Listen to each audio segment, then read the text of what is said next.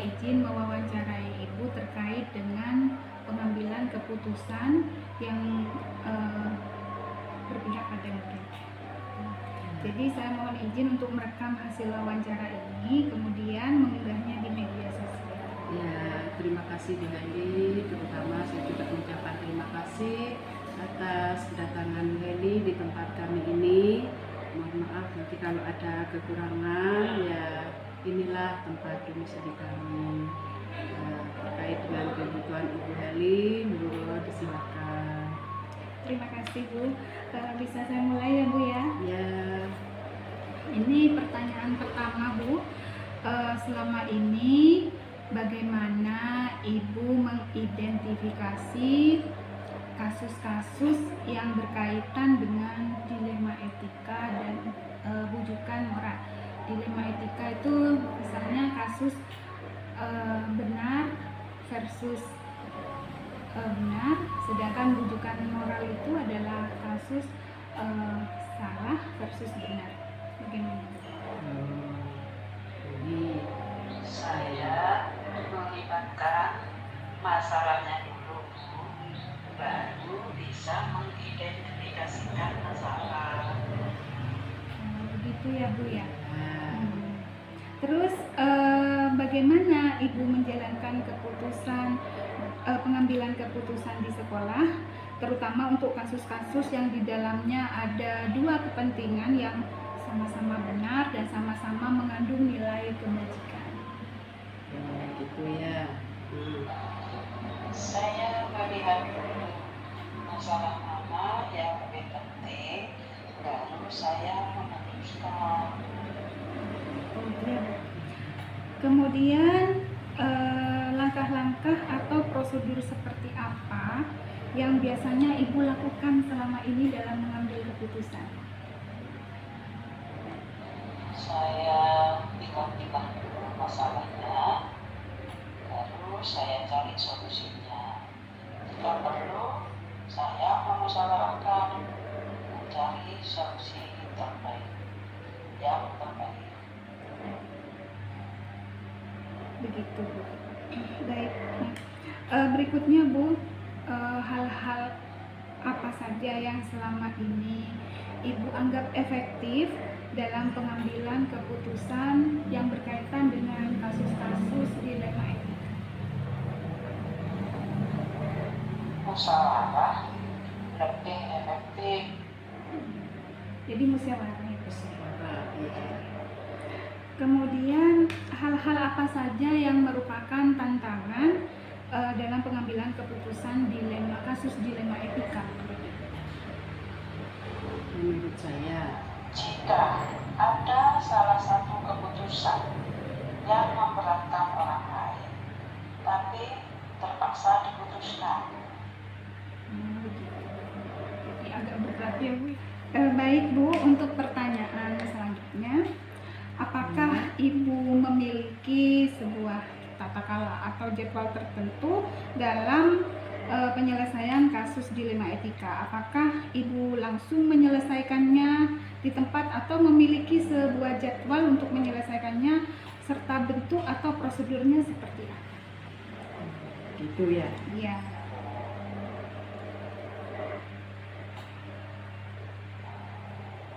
Jika bisa diselesaikan langsung, maka saya selesaikan. Jika tidak, ya harus dimusyawarahkan terlebih dahulu. Begitu ya Bu ya.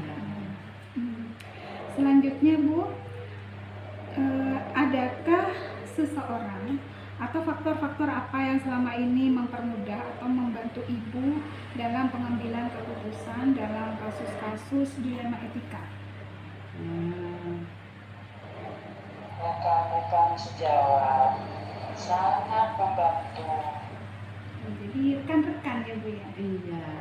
Jadi teman-teman semua ya Bu ya. Teman-teman semua.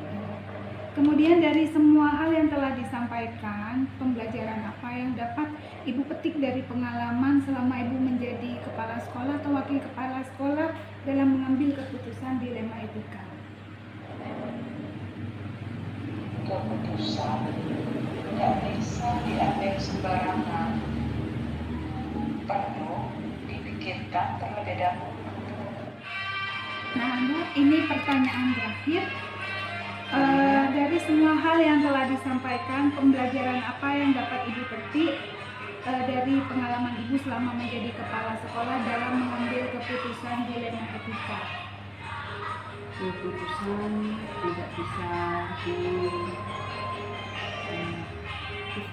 diambil sembarangan, harus dimusyawarahkan terlebih dahulu. Jadi tidak bisa sembarangan memutuskan ya, Bu ya?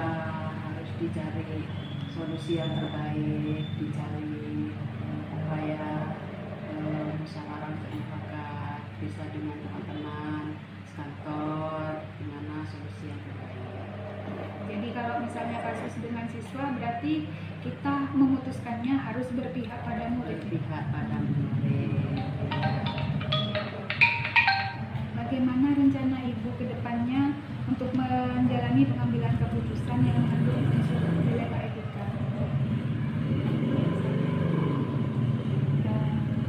Ibu akan merapatkannya dengan Ya, harus dirapatkan dulu bersama teman-teman sekantor, baru dicari titik temunya. Jadi tadi harus berpihak pada siswa. cari unsur prioritasnya. Unsur prioritas Yang dipentingkan dulu dan tidak merugikan. tidak boleh merugikan siswa. Baik Bu, terima kasih. Nanti ini pengalaman dari Ibu akan saya jadikan pembelajaran berharga untuk saya ke depannya. Terima kasih banyak Bu atas Ya. waktunya. Sama-sama Bu Heli. Ya, saya juga mengucapkan terima kasih sudah bersedia selalu tempat saya, bersedia mewajari saya. Mudah-mudahan apa yang kita perbuat hari ini menjadi bekal kita sebagai sebaik-baik. Terima kasih Bu. Sama-sama. Mohon maaf merepotkan ya Bu. Tidak. Ya, permisi Bu. Assalamualaikum. Waalaikumsalam warahmatullahi wabarakatuh. Waalaikumsalam warahmatullahi wabarakatuh. Begini Bu Indah, saya ingin mewawancarai Bu Indah terkait dengan pengambilan keputusan Bu Indah sebagai kepala sekolah. Ini merupakan tugas CGP, jadi saya mohon izin untuk direkam hasil wawancara ini dan nanti dipublikasikan. Boleh ya Bu? Boleh, sangat boleh. Terima kasih sebelumnya atas waktunya Bu.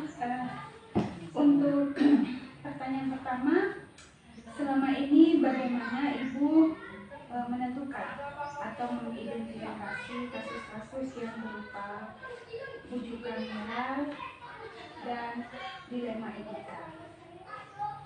Bagaimana Ibu menentukan kasus-kasus tersebut? Ya, menurut Ibu ya tergantung di anak mungkin, tergantung di anak. Kan adanya kasus ini perbedaan anak kan, adanya anak itu kan berbeda-beda. Umpamanya anak ini punya IQ yang tinggi, punya apa ya, kelambatan penerimaan pelajaran dan lain-lain. Ada yang cerdas, ada yang seperti tadi itu sudah sapu dipegang, potong, sudah nangis sendiri padahal katanya tidak dimarahi sama teman-temannya. Ya itu udah. Berarti menentukan kasusnya Iya. lebih dahulu ya? Iya, kasusnya dahulu kan. Dilihat. Kalau tadi kenapa Luki kok nangis? Diam, karena namanya itu memang kurang 100 dah gitu. Tapi kalau disuruh kerja itu, nomor 1, saya pak. Kan berarti perbedaan antara yang satu dengan yang lain siswa itu kan tidak sama. Melihat kasusnya dulu, baru ditentukan bagaimana langkah. Kemudian yang kedua Bu, bagaimana Anda menjalankan pengambilan keputusan di sekolah Ibu yang berkaitan dengan kasus yang sama-sama benar? Misalnya ada 2 kasus ya Bu, yang ada 2 kegiatan yang harus dilaksanakan dalam satu waktu dan semuanya sama-sama penting. Ibu bagaimana memutuskan memilih salah satunya? Ya menurut Ibu ya memang sama-sama penting, tapi mungkin ada yang lebih penting. Tidak mungkin itu memang Ya katakanlah 1+1 sana 1+1. Kalau angka memang boleh, tapi kalau adanya kasus ini kan pasti ada yang lebih penting. Tidak mungkin ada yang sama, tidak mungkin. Anunya derajatnya dahulu. Iya, tingkat Berarti Iya. dicari yang lebih penting dulu. dicari tingkat keterlibatan Ah. yang paling penting. Iya. Kemudian langkah-langkah atau prosedur apa yang biasa Ibu lakukan untuk memutuskan mengambil suatu keputusan? Bagaimana Ibu mengambil keputusan? Misalnya, apakah Ibu memutuskan sendiri atau dikatakan atau rekomendasi dengan orang yang percaya? Kalau mengambil keputusan itu biasanya ya jangan bertindak sendiri, kan ada yang lain. Mungkin saya minta solusi dari teman-teman atau dari bapak komite atau dari mungkin ini ada juga yang dari murid yang lebih cerdas. Nah, kan bisa.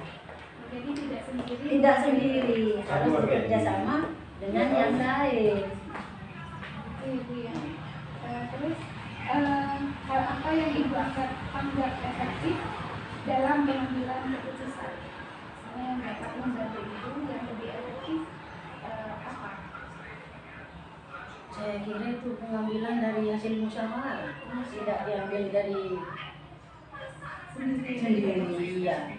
Jadi musyawarah lebih efektif. Efektif harus musyawarah. Iya. Iya, kalau menurut saya benar. Kalau yang lain kurang, dan kita harus mendahulukan musyawarah kolaborasi dengan teman-teman. Kemudian yang menjadi tantangan Bu, hal-hal apa yang menjadi tantangan dalam mengambil keputusan? Mungkin ya kalau ada salah satu teman lah ya yang gimana ya harus mengikuti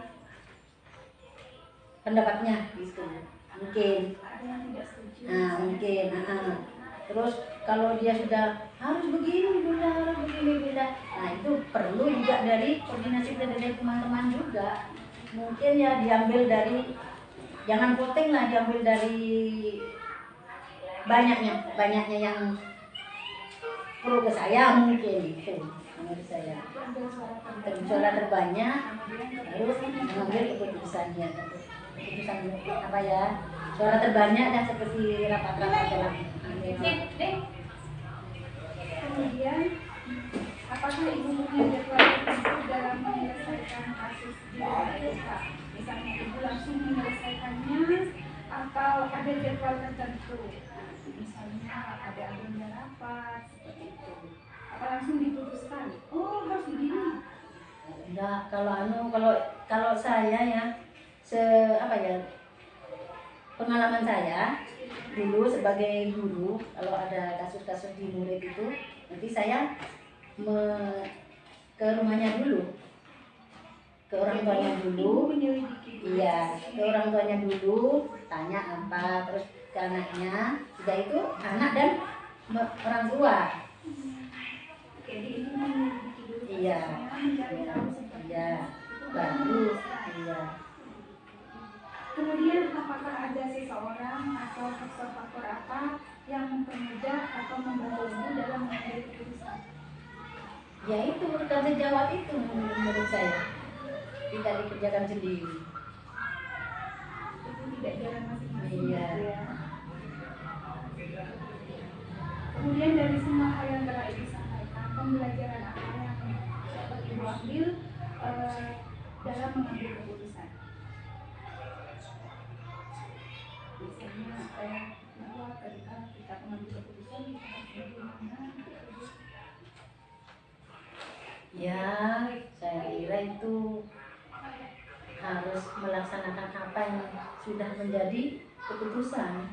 Jadi apapun hasil Iya, keputusannya, apapun hasil keputusannya kalau sudah diputuskan, meskipun kita tidak sejalan, kita harus menghormati adanya hasil musyawarah. Kemudian pertanyaan terakhir ini ya Bu ya. Ya. Saya mohon maaf sambil Kemudian apa rencana Iya, kok kipas tadi menghidupkan mulai tadi. Ya, maaf, Bu, ya Allah. Tadi saya berdiri di sini, Bu. Apa rencana ke depan Ibu untuk menjalani pengambilan keputusan? Apakah Ibu akan tetap mengadakan rapat dalam mengambil keputusan, atau kalau keputusannya itu misalnya ada, apakah Ibu akan langsung memberikan sekaligus keputusan? Iya dong. Jangan, ya menurut Ibu ya, jangan sampai meskipun itu mendadak tidak mendadak, harus ada diadakan rapat. Meskipun rapatnya itu ya sebentar, ya harus diadakan rapat. Jangan sampai kalau ada mendadak terus diputuskan sendiri, jangan. Harus melalui rapat dulu. Harus ada koordinasi dengan siapa saja yang bersangkutan ini, ada hubungan dengan teman sejawat itu. Harus dengan jangan mengambil atau bertindak sendiri. Memang kan memang seharusnya begitu. Apalagi kita sudah mendidik anak supaya mengedepankan kekeluargaan, kegotong royongan, musyawarah. Nah, iya. Apalagi harus sekarang ini tumbuhnya dengan adanya karakter ini. Nomor satu, iya. Bukan apalagi ya yang baru ini, profil belajar Pancasila. Saya kira kembali ke yang dulu, sikap yang dilakukan. Iya. Terima kasih atas waktunya. Oh ya, sama-sama. Ya. Saya ini kok seperti deg-degan. Terima kasih. Iya, sama-sama ya.